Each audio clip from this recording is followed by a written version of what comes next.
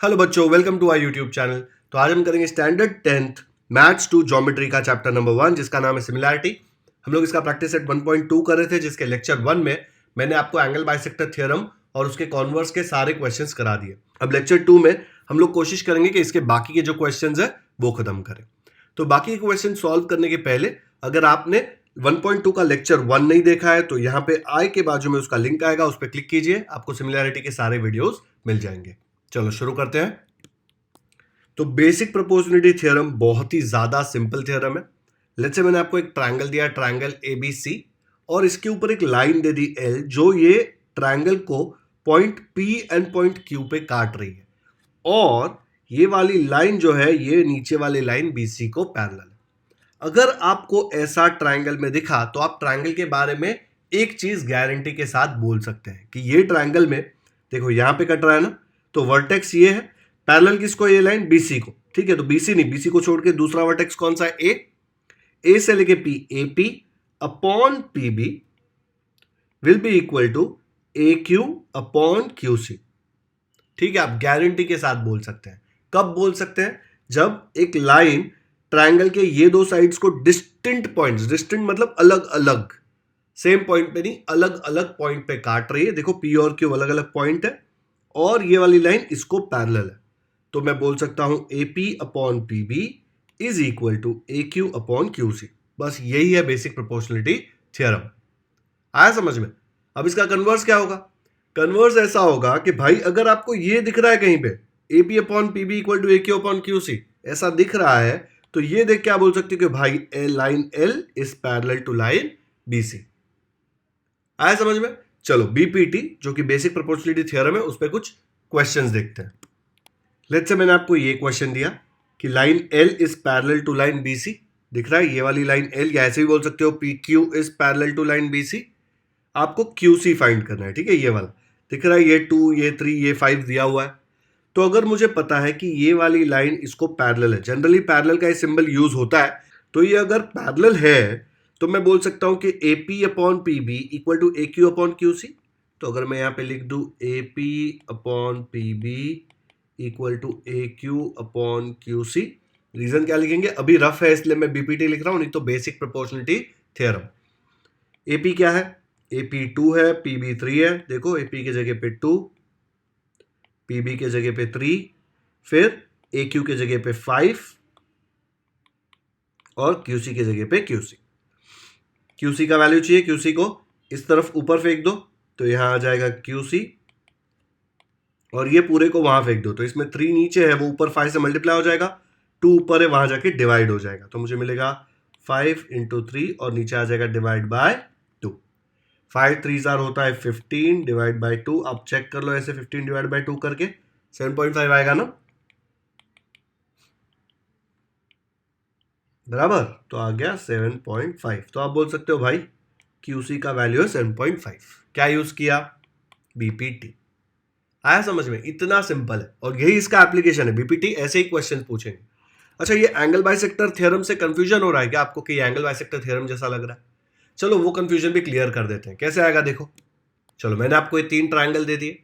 मैंने आपको बताया कि BPT तभी पॉसिबल है जब एक मैं लाइन लूं ऐसे, जो दो डिस्टिंक्ट पॉइंट्स, देखो एक पॉइंट, दो पॉइंट पे दो साइड्स को काटे ऐसे, एंड ये जो तीसरा साइड बचा ना, दो साइड को वो काटेगा और जो तीसरा साइड बचा जिसको वो नहीं काट रहा है वो उसको पैरेलल होना चाहिए, ये पैरेलल होना चाहिए। तो अगर ये L है और ये BC है तो L should be parallel to BC, तो ही आप इस पे BPT लगा सकते हो। तो आप बोल सकते हो AP upon PB equal to AQ upon QC। Let's say मैंने ऐसा कर दिया, ठीक है, ये P, ये Q, ये A B C। इस केस में ये वाली लाइन दो डिस्टेंट पॉइंट्स में काट रही है दूसरे दो साइड्स को, लेकिन जो तीसरी साइड है जिसको ये नहीं काट रही वो उसको पैरेलल नहीं है। अगर पैरेलल नहीं है तो BPT नहीं लगेगा। अब ये ले लो, ठीक है, आपने A B C और इसको नाम दे दिया Q। अब ये वाली लाइन जो है ये इसको दो डिस्टेंट पॉइंट्स में काट ही नहीं रही है, दो साइड्स को, ये एक ही साइड को काटती है Q पे और कोई साइड्स को काट ही नहीं रही है। तो सबसे पहले तो ये दो डिस्टिंक्ट पॉइंट्स में दो साइड्स को काटे तो ही बीपीटी लग सकता है। ठीक है, देखो यहाँ पे पी और क्यू में काट रहा था, यहाँ पे पी और क्यू में काट रहा था, इसलिए हमने चेक किया कि पैरेलल है कि नहीं। यहाँ पे पी और क्यू दो पॉइंट्स में काट ही नहीं रहा है, तो पैरेलल चेक करने की क्या जरूरत है, इस पे लगेगा ही नहीं बीपीटी। ओके, और अगर मैंने सपोज एक और ट्रायंगल ऐसा दे दिया आपको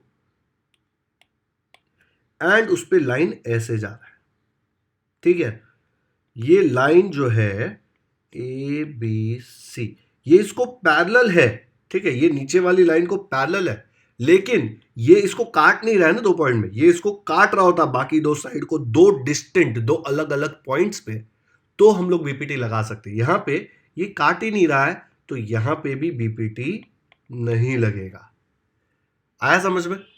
ये बहुत इंपॉर्टेंट है बच्चों, क्योंकि ना फिगर देखकर आपको समझ में आना चाहिए कि इसमें बीपीटी लगना पॉसिबल है या नहीं।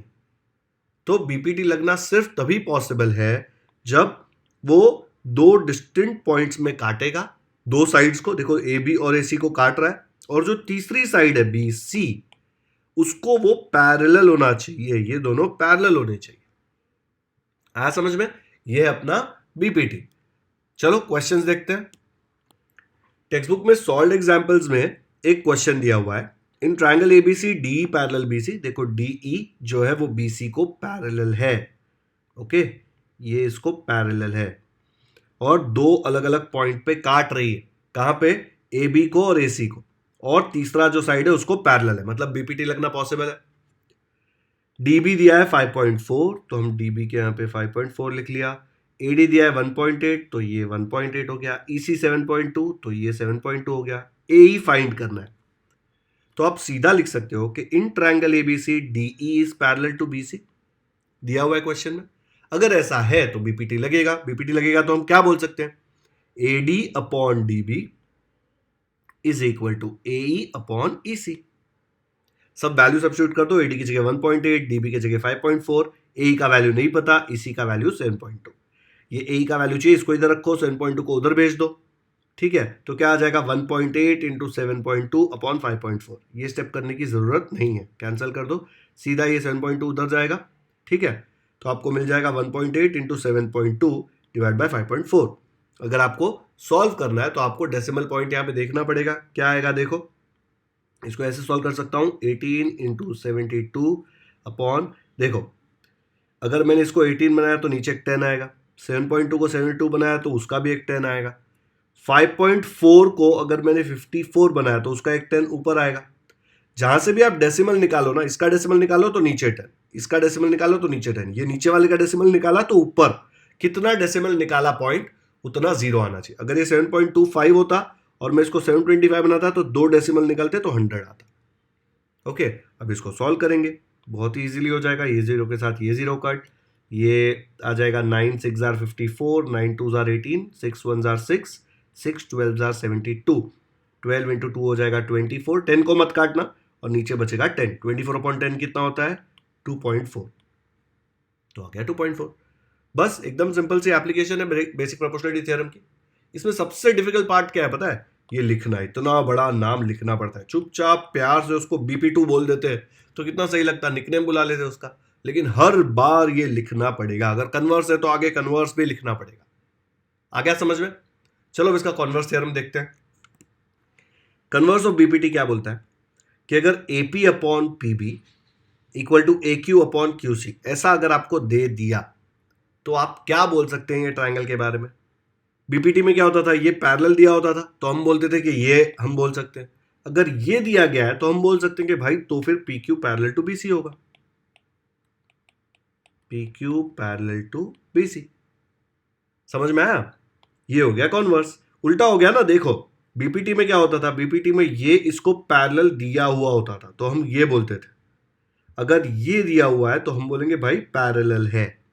कॉन्वर्स मतलब उल्टा।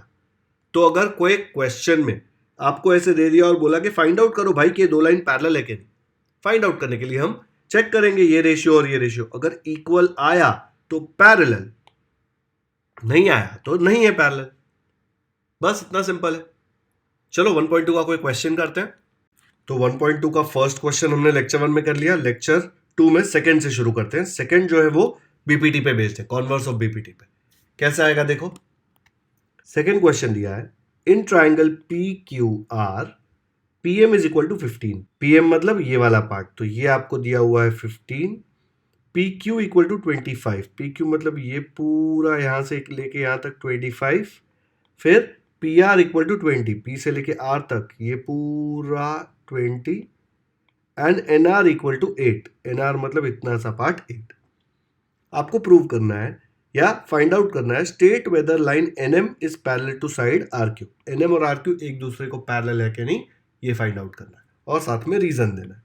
तो दिख रहा है साइड्स का लेंथ दिया हुआ है, अगर ratio P N upon N R equal to P M upon M Q, ये रेशियो इक्वल आ गया तो हम बोल सकते हैं कि भाई एन एम और आर क्यू पैरेलल है। Converse of BPT, converse of BPT यही बोलता है ना कि अगर रेशियो इक्वल है, कौन सा रेशियो, जो भी रेशियो में ये लाइन डिवाइड करता है ये साइड्स को, तो ये लाइन यहां पे काट रहा है एन पे, यहां पे काट रहा है एम पे, तो किस में डिवाइड कर रहा है, P N upon N R, P M upon M Q, ये चेक करना है। अभी एन आर आपको दिया है, पी एन कैसे फाइंड करेंगे, ये पूरा 20 है और इसमें से छोटा टुकड़ा 8 है, तो ये कितना आएगा, ये पूरे 20 में से ये इतना सा टुकड़ा 8 माइनस कर दूंगा तो ये बचेगा, तो 20 माइनस 8 करूंगा तो मुझे आएगा 12। सिमिलरली ये पूरा 25 है पी से लेके क्यू तक, उसमें से ये छोटा टुकड़ा 15 है, तो 25 में से 15 ये टुकड़ा माइनस करूंगा तो ये छोटा टुकड़ा बचेगा एम क्यू, 25 माइनस 15 कितना आ जाएगा, 10। ओके, फिर मैं ये रेशियो फाइंड करूंगा, P N upon N R, देखो कितना आता है, P N upon N R, P N कितना आया 12 अपॉन 8, 4 के टेबल में जाता है ना 2 नंबर, 4 3 जार 4 2 जार, तो आ गया 3 अपॉन 2। अब ये रेशियो फाइंड करो, P M upon M Q, P M upon M Q, P M कितना है 15, एम क्यू कितना है 10, कट होता है दोनों, 5 के टेबल में दोनों नंबर जाते हैं, 5 3 जार 5 2 जार, तो आंसर आ गया 3/2। अगर इसको 1 दिया इसको 2 दिया, ये सिर्फ रफ में करा रहा हूँ, लिखेंगे कैसे बताऊंगा मैं। दोनों का वैल्यू 3/2 है, तो अगर दोनों का वैल्यू सेम है तो दोनों एक दूसरे को इक्वल हो जाएंगे, तो मैं बोल सकता हूँ भाई फिर तो P N upon N R is equal to P M upon M Q. तो अगर ये अपॉन ये इज इक्वल टू ये अपॉन ए, तो फिर तो मैं बोल सकता हूं N M is parallel to R Q, यहीं पे डिवाइड हो रहा है ना, यहाँ पे एन पे यहाँ पे एम पे, तो N M is parallel to R Q. लेकिन रीजन क्या लिखूंगा, ऐसे ही मन कर रहा है, नहीं, N M parallel to R Q, reason आपको लिखना पड़ेगा कन्वर्स ऑफ बीपीटी। ठीक है, बीपीटी में याद रखो पैरेलल दिया हुआ होता था, कन्वर्स ऑफ बीपीटी में आप पैरेलल प्रूव करते हो, तो यही तो प्रूव करना था, चेक करना था, state whether line NM is parallel to side R Q, yes NM is parallel to R Q. तो इसका सोल्यूशन है बहुत सिंपल, ठीक है, इतना सा टाइम पास है, लेकिन जब एक्चुअल वाला सोल्यूशन लिखोगे तो बहुत डिटेल में बताना पड़ेगा, रीजन लिखना पड़ेगा। ठीक है, यहां पे देखो ये वाला जो लेंथ है ये मैंने सीधा इसमें से ये माइनस करके निकाल लिया, इसमें से ये माइनस करके ये निकाल लिया, लेकिन जब एक्चुअल क्वेश्चन सॉल्व करके बताऊंगा तब वो पूरा एक्सप्लेन करना पड़ेगा, क्यों ऐसे कर सकता हूं मैं, वो बताना पड़ेगा। ठीक है, लेकिन वो सब हमने बचपन में सीखा था, जो 10th में सीख रहे वो इतना ही है, तो मेंटली आपको पता है कि इसका आंसर सोल्यूशन इतना सा ही है। ओके, चलो अब देखो लिखेंगे कैसे। तो इसकी शुरुआत वंस अपॉन अ टाइम से करनी पड़ेगी। गिवन क्या क्या दिया है देखो, in triangle P Q R, ये सब डेटा दिया हुआ है, सब लिख दिया। State whether line NM is parallel to side R Q, तो फाइंड में आप या तो इफ लिख सकते हैं या whether NM is parallel to side R Q. अब सबसे पहले मुझे ये जो लेंथ दिया हुआ है देखो, पी एम मुझे दिया हुआ है 15 और मुझे उसके बाद पी क्यू पूरा दिया हुआ है 25, तो मैं बोल सकता हूँ कि पूरा लेंथ जो पी क्यू है, या यहाँ पे ले लूँ पहले, ये पूरा लेंथ जो पी आर है, it is equal to P N plus N R. क्या बोल सकता हूँ मैं ऐसा, यस, लेकिन क्यों बोल सकता हूँ, बिकॉज ये तीनों पॉइंट पी एन और आर एक ही लाइन पे है, पर ये एक ही लाइन पे ऐसे हिंदी में तो नहीं लिखोगे ना कि पी एन आर एक ही लाइन पे। जब भी आपको लिखना होता है एक ही लाइन पे तो आप क्या करते हैं, पी एन आर लिखते हैं और दोनों के बीच में एक डैश डाल देते हैं। इसका मतलब क्या है कि पी एन आर तीनों पॉइंट एक ही लाइन में है, तो मैं बोल सकता हूँ कि पूरा line P R will be equal to P N plus N R. बहुत इंपॉर्टेंट है लिखना, पी आर का वैल्यू 20, पी एन की जगह पी एन, एन आर का वैल्यू 8, ये 8 को उधर भेजो, 20 माइनस 8 आ जाएगा पी एन, 20 माइनस 8 होता है 12, तो पी एन का वैल्यू आ गया 12। ये पूछा नहीं है, ये हमने हमारी कन्वीनियंस के लिए निकाला, क्योंकि रेशियो लेना है ना इसका और इसका, हमको पैरेलल प्रूव करना है, तो इसका दोनों का रेशियो लेना पड़ेगा। ठीक है, सिमिलरली मैं इस पे भी कर लूंगा, P Q is equal to P M plus M Q. क्यों? बिकॉज पी एम क्यू तीनों स्ट्रेट लाइन में, वैल्यू सब्स्टिट्यूट करूंगा और एम क्यू का वैल्यू आ जाएगा 10। ये दोनों मुझे आ गया। फिर रेशियो लेने का, क्या है ratio? P N upon N R, वो मैंने यहाँ पे ले लिया, P N upon N R आया 12/8, विच इज कट करके देखो 4 2s आर 4 3s आर, तो आ गया 3/2। इसको नंबर 1 दे दिया। Similarly P M upon M Q, क्यों ले रहा हूँ? पी से लेके एम, एम से लेके क्यू, क्या आ जाएगा? देखो पी एम की जगह पे 15 और एम क्यू की जगह पे 10। ये भी दोनों एक टेबल में जाता है 5 में, तो 5 2s आर 5 3s आर, तो आ गया 3/2। दोनों का रेशियो है 3/2, इसका और इसका, तो ये दोनों इक्वल हो गए ना। तो मैं बोल सकता हूँ इन ट्रायंगल पी क्यू आर ये दोनों इक्वल हो गए। कहां से? 1 और 2 से, दोनों का वैल्यू 3/2 है। जैसे ये दोनों इक्वल हो गए रेशियोज, सीधे बोल सकते हैं कि N M is parallel to side R Q. यही था converse of basic proportionality theorem, तो हम लोगों ने लिख दिया converse of basic proportionality theorem. यही चेक करने बोला था, तो ये हमने चेक करके यहाँ पे लिख दिया। तो आपको दिख रहा है जब एक्चुअल सोल्यूशन लिखेंगे आप, तो आपको ये जो सब एकदम इजीली ओरली हो गया था वो लिख लिख कर बताना पड़ेगा। बहुत बच्चे सोचते हैं कि ये रीजन नहीं लिखेंगे तो चलेगा, ऐसा नहीं होता। जब भी आप कोई भी साइड को टुकड़ों में बांटोगे, तो जो भी टुकड़े बट रहे हैं देखना है कि हर एक पॉइंट सेम लाइन पे है, तो ही आप टुकड़े करके बांट सकते हो, उसमें सब्सटीट्यूट कर सकते हो, नहीं तो नहीं कर सकते। इसलिए ये जो रीजन है ये बहुत इंपॉर्टेंट है। इसका मतलब क्या है कि तीनों पॉइंट एक लाइन पे है। ओके, चलो वीडियो पॉज करके ये क्वेश्चन फटाफट से कॉपी कर लो। बहुत ही इजी क्वेश्चन है ये। पहला क्वेश्चन है बेसिक प्रोपोर्शनलिटी थ्योरम का, इसमें हम लोगों ने कन्वर्स यूज किया है। डन। अब देखते हैं फोर्थ वाला। Measures of some angles in the figure are given, prove that AP upon PB equal to AQ upon QC। ये देख लो, AP upon PB equal to AQ upon QC। अरे ये तो कई चीज का प्रूफ है ना। किसका प्रूफ है ये? बीपीटी का प्रूफ यही था ना। बीपीटी में हम लोग यही प्रूव करते थे कि बीपीटी का रिजल्ट यही था ना कि AP upon PB equal to AQ upon QC। और कब होता था? जब ये दोनों लाइन पैरेलल होते थे। अगर मैंने ये दोनों लाइन को पैरेलल प्रूव कर दिया तो मैं बोल सकता हूं कि भाई ये सही है। तो मेरा क्वेश्चन चेंज क्या हो गया? मुझे ये नहीं करना, ये तो मुझे पता है आ जाएगा। मुझे प्रूव करना है कि भाई PQ पैरेलल टू BC कर दूंगा तो मेरा काम हो जाएगा। अब PQ पैरेलल टू BC कैसे करूंगा?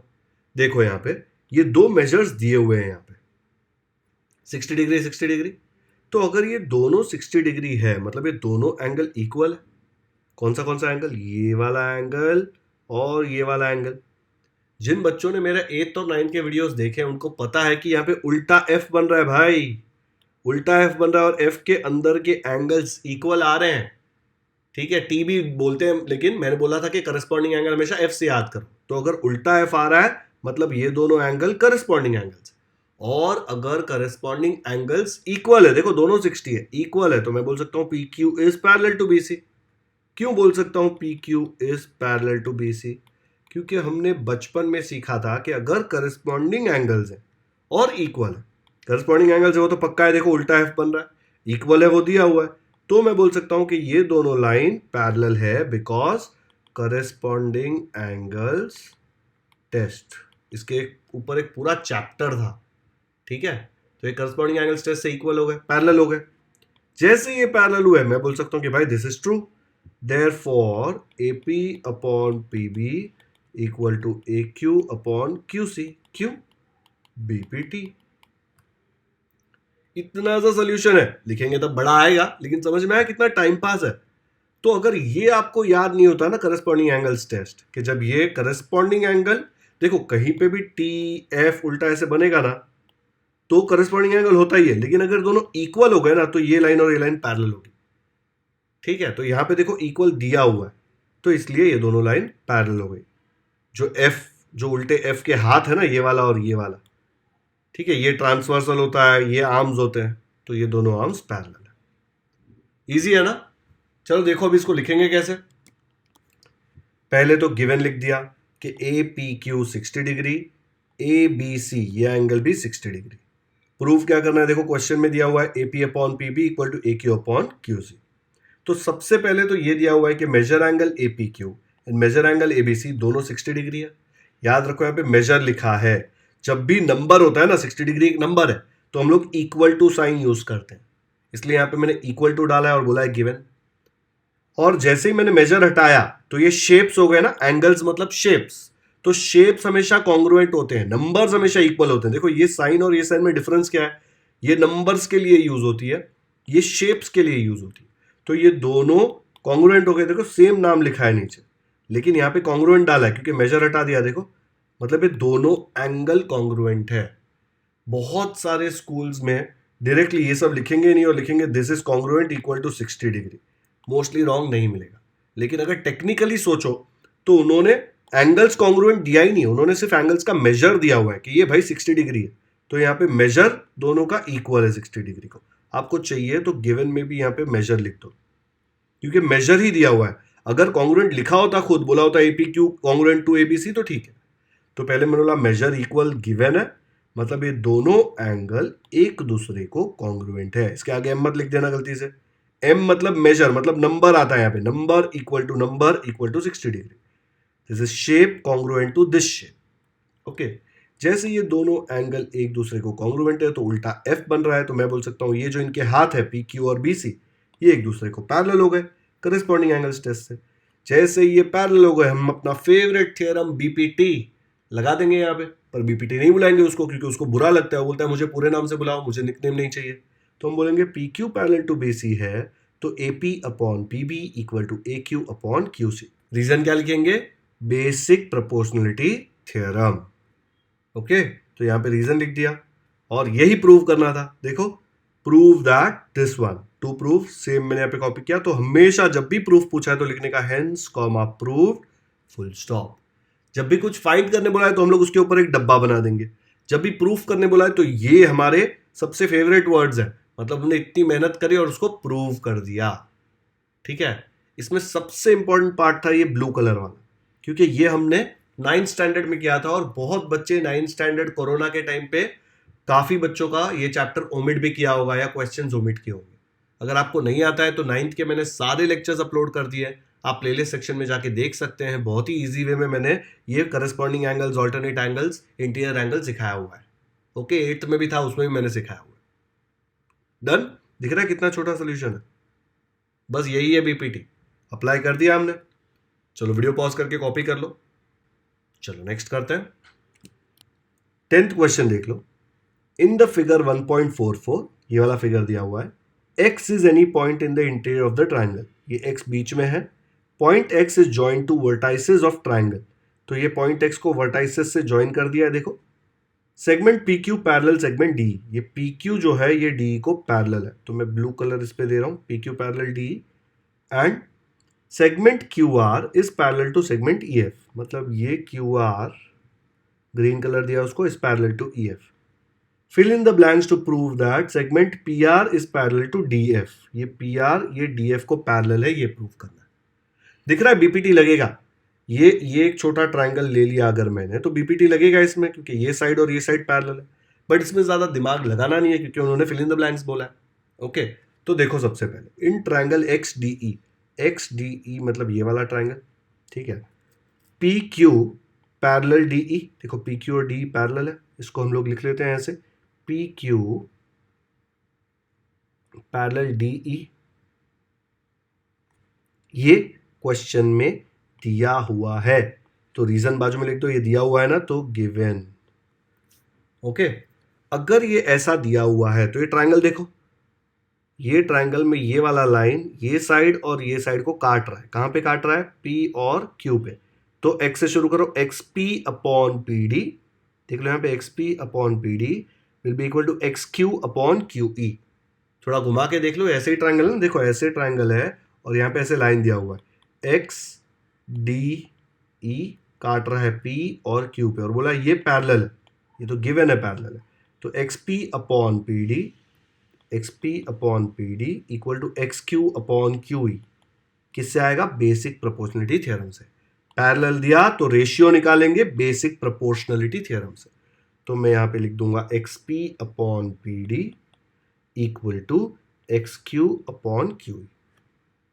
अब सेम चीज ये वाले ट्रायंगल में भी करेंगे। इसमें दिया है कौन सा ट्रायंगल है, एक्स ई एफ, तो बोला in triangle X E F Q R parallel to E F, फिर से रीजन क्या लिखेंगे यहाँ पे, गिवन। ओके, और क्या दिया है, क्यू आर पैरेलल ई एफ, तो ये जो क्यू आर है ये ई एफ को पैरेलल है। अगर अभी बाकी सब ये बाकी का छोड़ दो, ये देखो ही मत, सिर्फ एक्स ई एफ को देखो। अगर इसमें क्यू आर ई एफ को पैरेलल है तो मैं बोल सकता हूँ X Q upon Q E equal to X R upon R F, basic proportionality theorem. तो आ जाएगा X Q upon Q E equal to X R upon R F. इतने से जगह में बेसिक प्रोपोर्शनलिटी थ्योरम को लिख के बता दे, बॉक्स के बाहर तो जाने ही वाला है, बड़ा बॉक्स बना देते, इतना जगह है। ठीक है, अब देख लो, ये नंबर 2 दिया है, नंबर 1 दिया, यहाँ दिख रहा है एक्स क्यू अपॉन क्यू ई, यहाँ दिख रहा है एक्स क्यू अपॉन क्यू ई, दोनों जगह एक्स क्यू अपॉन क्यू ई है ना, ये दोनों तो इक्वल है। तो अगर ये दोनों इक्वल है तो जो बाकी दो बचे हैं वो भी इक्वल आएंगे ना, मतलब X P upon P D will be equal to X R upon R F, ये तो सेम ही है दोनों, तो ये दोनों भी इक्वल आएंगे। तो मैं बोल सकता हूँ from 1 and 2 X P upon P D, मतलब जो ब्लू वाला है X P upon P D will be equal to किसको आएगा, देखो ये दोनों इक्वल तो ये दोनों equal, X R upon R F, तो यहाँ पे मैंने लिख दिया X R upon R F. Okay, अब ये दोनों इक्वल हो गए, रेशियो देख लो, X P upon P D X R upon R F, कौन सा, एक्स से लेके पी, फिर पी से लेके डी, एंड एक्स से लेके आर एंड आर से लेके एफ। ये रेशियो अगर इक्वल है तो जहां पे भी रेशियो काट रहा है पी और आर पे, ये जो लाइन है ये बेस को पैरेलल हो जाएगी। Converse of basic proportionality theorem यही बोलता है ना कि अगर भाई रेशियो इक्वल है ये वाला, तो ये दोनों लाइन तो पैरेलल होंगे ही होंगे। ठीक है, तो हम लोगों ने पहले दो पार्ट्स में बीपीटी यूज किया, फिर ये जो आया ना, ये दोनों लाइन के लिए प्रूव करने के लिए उसके लिए कन्वर्स यूज किया, क्योंकि हमने ये दोनों यूज करके प्रूव कर दिया कि रेशियो इक्वल है। अगर रेशियो इक्वल है तो मैं बोल सकता हूं segment P R parallel to segment D F, जो पूछा है। यहां पे इन्होंने मिस्टेक किया है, डीई लिखा है, ये डी एफ होना चाहिए। Segment P R parallel to segment D F, converse of basic proportionality theorem. तो मस्त क्वेश्चन था यार, हर एक क्वेश्चन एग्जाम में ऐसा आया तो क्या मजा आएगा ना, सिर्फ फिल इन द ब्लैंक्स करना है। ठीक है, तो ये दो चीज दी हुई थी, वो दो यूज किया। ठीक है, उससे हम लोगों ने ये दो रेशियो इक्वल प्रूव किया, ये वाले ट्रायंगल का, और रेशियो अगर ये ट्रायंगल में इक्वल है तो उसका जो साइड है पी आर और डी एफ वो एक दूसरे को पैरेलल हो जाएगा, converse of basic proportionality theorem. चलो पॉज करके फटाफट से कॉपी करो। डन। तो अपना सेकंड क्वेश्चन हो गया, फिर अभी हमने फोर्थ भी कर लिया। ठीक है, अभी बेसिक प्रोपोर्शनलिटी थ्योरम पे हम करेंगे, अच्छा 10th भी हमने कर लिया है, एंड अभी बचा है 11th वाला। 11th में बेसिक प्रोपोर्शनलिटी थ्योरम भी यूज होगा और एंगल बाइसेक्टर थ्योरम भी यूज होगा। अच्छा क्वेश्चन है, चलो 11th देखते हैं। 11th क्वेश्चन में सबसे बड़ा प्रॉब्लम है कि फिगर नहीं दिया, तो आपको फिगर बनाना पड़ेगा, और फिगर सही से बनाओगे तो ये क्वेश्चन इजीली सॉल्व हो जाएगा।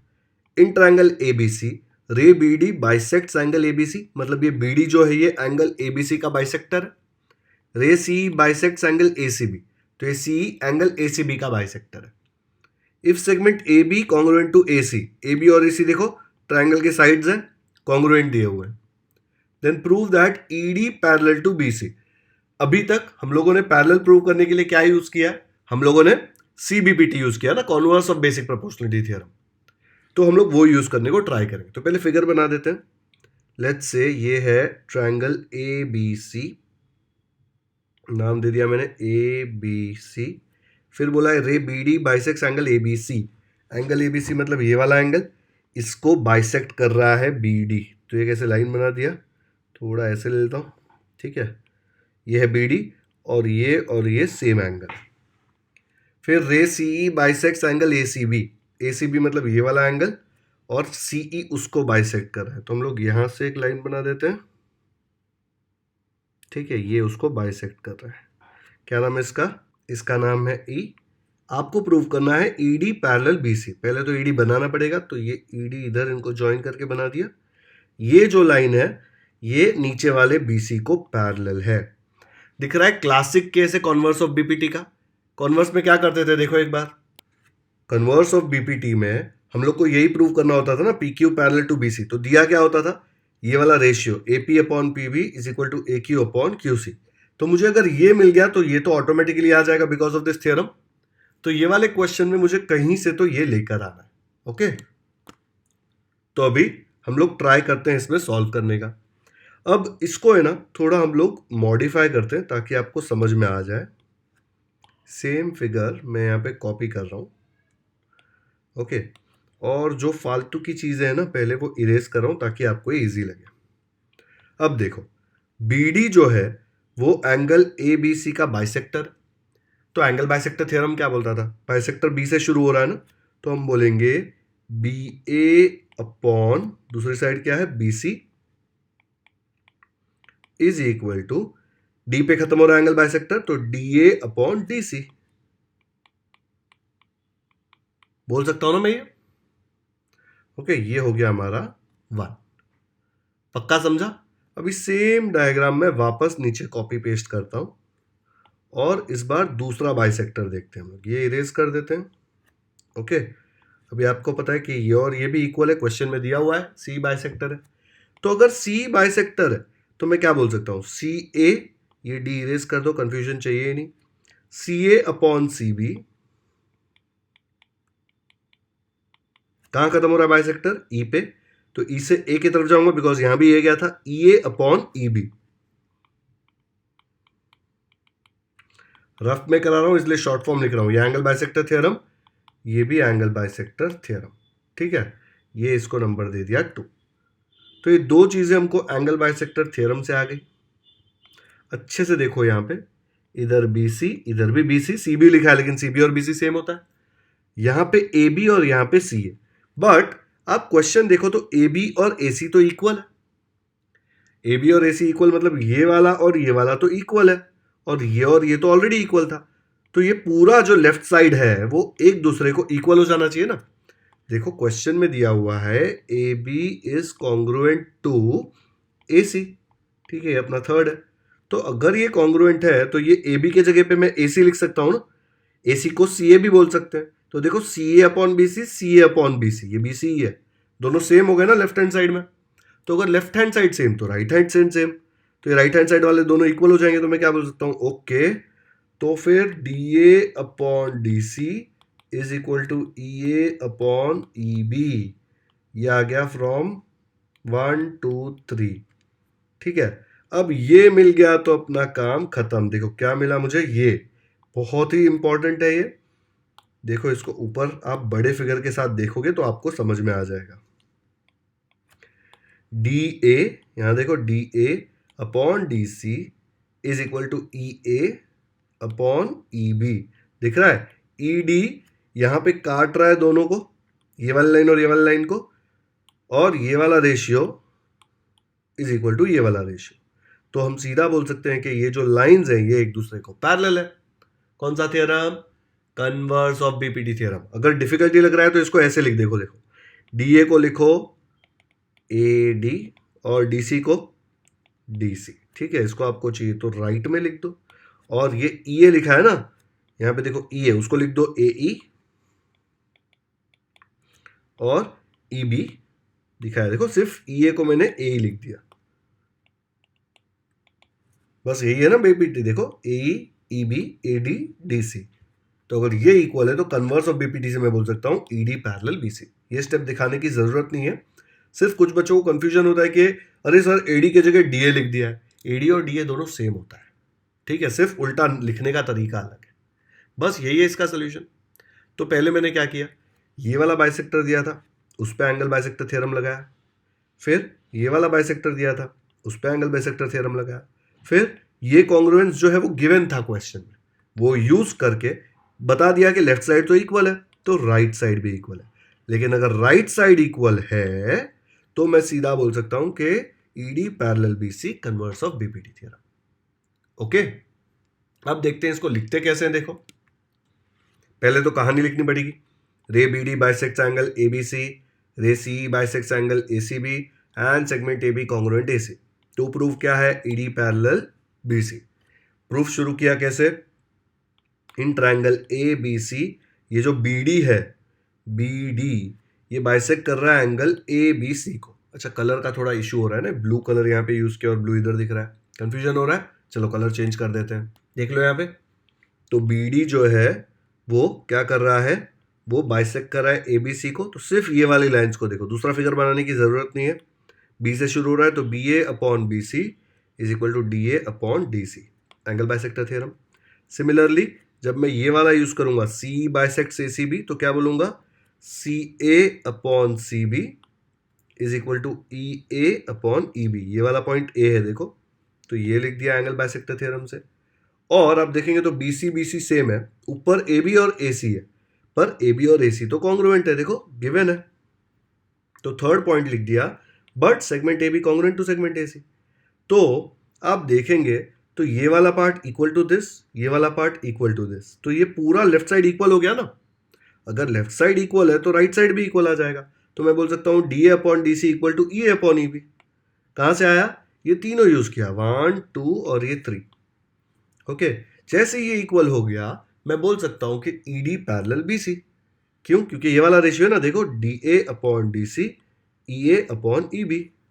तो अगर वो रेशियो इक्वल आता है तो मैं बोल सकता हूं E D parallel B C. E D कौन लाइन है, ये वाली लाइन, क्योंकि ये ई और डी पे ये दो साइड्स को काट रही है, तो ये बी सी को पैरेलल होगी अगर ये रेशियो इक्वल आएगा।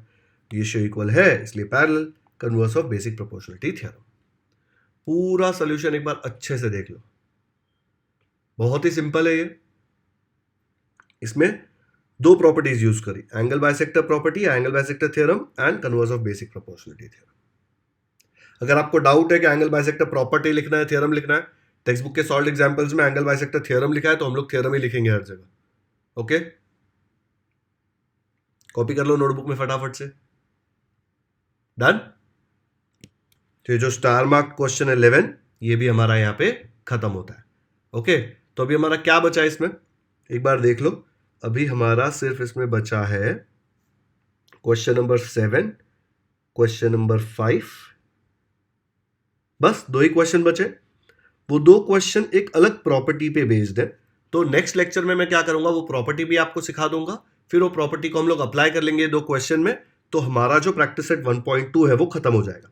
तो टोटल 1.2 के 3 लेक्चर होने वाले। पहले लेक्चर में हमने angle bisector theorem and converse सीखा, सेकेंड लेक्चर में हमने बीपीटी बेसिक प्रोपोर्शनलिटी थ्योरम और उसका कन्वर्स सीखा, थर्ड लेक्चर में ये जो है ना, ये जो दिख रहा है 3 पैरेलल लाइंस एंड ट्रांसवर्सल, ये सीखेंगे। बहुत ही सिंपल है, लेकिन आज के लिए बहुत हो गया इसलिए आज वो नहीं करा रहा। आज का लेक्चर यहीं पे खत्म करते हैं।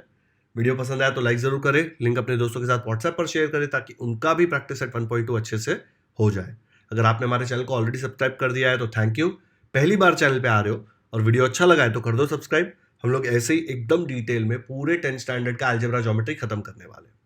बेल आइकन पर भी क्लिक कर दो ताकि जैसे ही मैं नेक्स्ट वीडियो अपलोड करूं आपको नोटिफिकेशन आए और आप कोई भी इंपॉर्टेंट लेक्चर मिस ना करें। कमेंट्स में मुझे जरूर बताएं कि आपको ये वीडियो कैसा लगा।